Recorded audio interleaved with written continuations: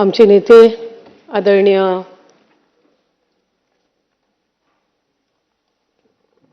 अजितदादांचा आणि त्याचबरोबर इतर सर्व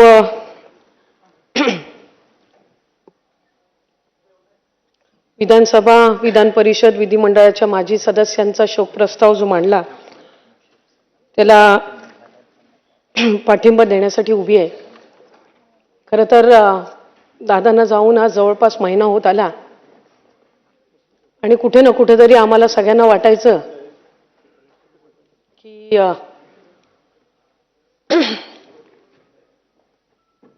ते आमच्यामध्ये असतील, पण तो भ्रम आज या सभागृहाचं कामकाज सुरू झाल्यानंतर तुटला। कारण या सभागृहावर त्यांचं प्रचंड प्रेम। आज या सभागृहामध्ये ज्या वेळेला त्या खुर्चीवर त्यांना बघितलं नाही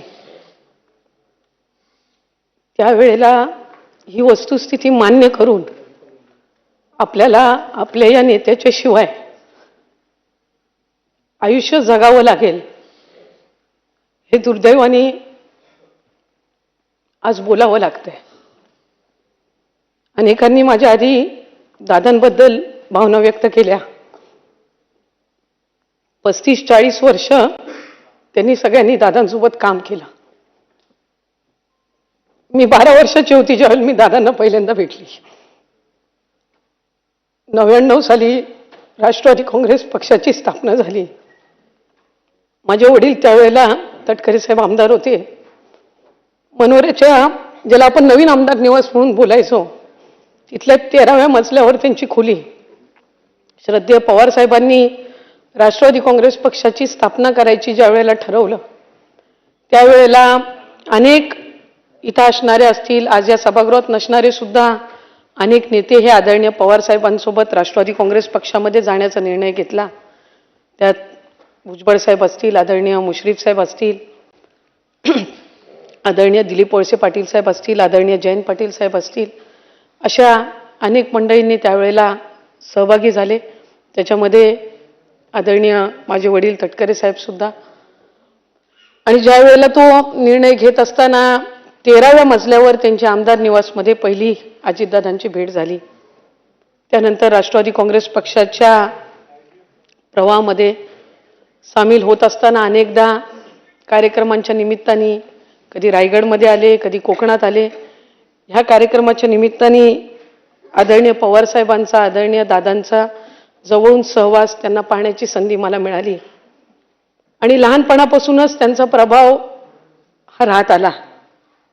त्यावेळेला खरं तर दादांच्या जवळ जाण्यासाठी, बोलण्यासाठी भीती वाटायची, कारण एक धाक, एक दरारा त्यांचा। 2012 साली ज्या वेळेला राष्ट्रवादी युवती काँग्रेस संघटनेची स्थापना आदरणीय दादांच्या आणि सुप्रियाताईंच्या मार्गदर्शनाखाली झाली, ज्याचा उल्लेख अनेकांनी माझ्या आधी या ठिकाणी केला की वेळेचं किती महत्त्व त्यांच्या आयुष्यामध्ये होतं। त्यांचा जनता दरबार सकाळी 6:45 वाजता सुरू व्हायचा। सकाळी 6:30 वाजता ते पक्षाच्या कार्यालयामध्ये यायचे। मला राष्ट्रवादी युवती काँग्रेस पक्षाचं संघटनेचं पद ज्या वेळेला मिळालं त्या पदाचं नियुक्तीपत्र हे अध्यक्ष महोदय सकाळी 7:10 त्यांच्या हस्ते मी स्वीकारला। त्या दिवसापासून त्यांच्यासोबत काम करण्याची संधी मिळाली। 2019 मध्ये या सभागृहामध्ये आली। मी 2019 मध्ये ज्या वेळेला या सभागृहात आली त्यावेळेला वडिलांनी खासदारकीची निवडणूक लढवली होती, त्यामुळे ते खासदार झाले होते। या सभागृहात कामकाज कसं करावं हे मी दादांकडून शिकले। बजेट, पुरवणी मागण्या याच्यावर आपण कसं बोलावं, बाप क्रमांक, पान क्रमांकाचा उल्लेख आधी करायचा, ह्या सगळ्या बारीक सारीक गोष्टी ह्या त्यांनी आम्हाला शिकवल्या। त्यावेळेला आम्ही सगळे तरुण आमदार पहिल्यांदा निवडून आलो होतो। नागपूरचं अधिवेशन होतं। आम्हाला सगळ्यांना ते लॉबीमध्ये घेऊन बसले। मला वाटते विश्वजित दादा या ठिकाणी आहेत, धीरजजी आज या सभागृहाचे सदस्य नाहीत पण त्यावेळेला ते होते। अनेक नाव घेण्यासारखे अनेक मंडळी आहेत। आम्ही सगळेच जण, सुनील शेळके असतील, सुनील अण्णा असेल, चेतन दादा असतील, अनिल भाईदासजी असतील, पाटीलजी असतील, असे अनेक आम्ही सगळी मंडळी होतो आणि आम्हाला सगळ्यांना ते घेऊन बसले. मला आठवते रात्री 11-12 वाजता त्यावेळेला आम्हाला बोलायची संधी मिळायची, कारण पहिल्या टर्मचे आमदार म्हणून शेवट. रात्री 11:30 12 वाजेपर्यंत आम्हाला जिथपर्यंत आमच्यापैकी शेवटच्या माणसाचं बोलणं होत नाही सदस्याचं, तिथपर्यंत ते थांबून राहायचे. जाता येता विचारायचे त्यांना, दादा तुम्ही अजून गेली नाही? नाही, माझी मुलं अजून बोलतायत. माझ्या मुलांचं अजून बोलून झालं नाही सभागृहामध्ये.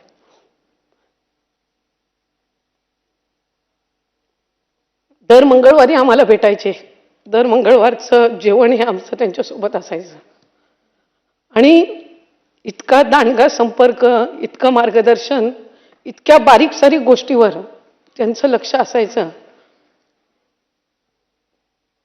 आणि आज ती व्यक्ती आमच्यामध्ये नाही. खरं तर व्यक्ती गमावल्याचं दुःख हे मोठं असतं, पण त्याच्यापेक्षा अधिक दुःख हे असतं की ती व्यक्ती आपल्याला परत कधीच पाहायला मिळणार नाही, त्याचा आवाज आपल्याला कधी ऐकायला येणार नाही.